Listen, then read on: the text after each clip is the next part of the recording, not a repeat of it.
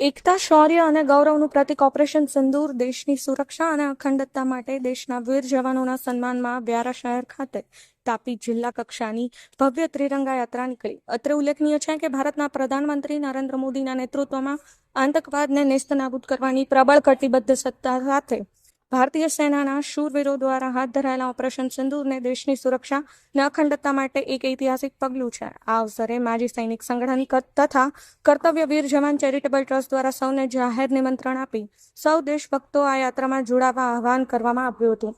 ત્યારે આજ રોજ વ્યારા શહેરમાં તાપી જિલ્લા કક્ષાની ભવ્ય ત્રિરંગા યાત્રાનું આયોજન કરી 1100 ફૂટ લાંબો ભારતનો ત્રિરંગો, 400થી વધુ ત્રિરંગા ઝંડા, 250 જેટલા પ્લે કાર્ડ તથા ભારત માતાના જયઘોષ સાથે દેશભક્તિમય માહોલમાં સમગ્ર વ્યારા નગર ગુંજી ઉઠ્યું હતું. જેમાં ગુજરાત રાજ્ય કક્ષાના મંત્રી કુંવરજીભાઈ હળપતિ, તાપી જિલ્લા પ્રભારી મધુભાઈ કથિરિયા, તાપી જિલ્લા પ્રમુખ સુરજભાઈ વસાવા, બારડોલી લોકસભાના સાંસદ પ્રભુભાઈ વસાવા, મહુવા વિધાનસભાના ધારાસભ્ય મોહનભાઈ ડોડિયા, વ્યારા વિધાનસભાના ધારાસભ્ય મોહનભાઈ કોંકણી, નિઝર વિધાનસભા ધારાસભ્ય ડોક્ટર જયરામભાઈ ગામેત, તાપી જિલ્લા ભાજપા મહામંત્રી રાકેશભાઈ કાચવાલા અને નિલેશભાઈ ચૌધરી, જિલ્લાના તમામ પદાધિકારીઓ, તમામ મંડળના હોદ્દેદારો, નગરપાલિકાના તથા જિલ્લા તાલુકા પંચાયતના તમામ ચૂંટાયેલા સભ્યો, તમામ કાર્યકર્તા ભાઈઓ બહેનો અને યુવાન મિત્રો, નગરજનો, રાષ્ટ્રભાવના સાથે વિવિધ સંસ્થાના પ્રતિનિધિઓ અને નાગરિકો ઉપસ્થિત રહ્યા હતા.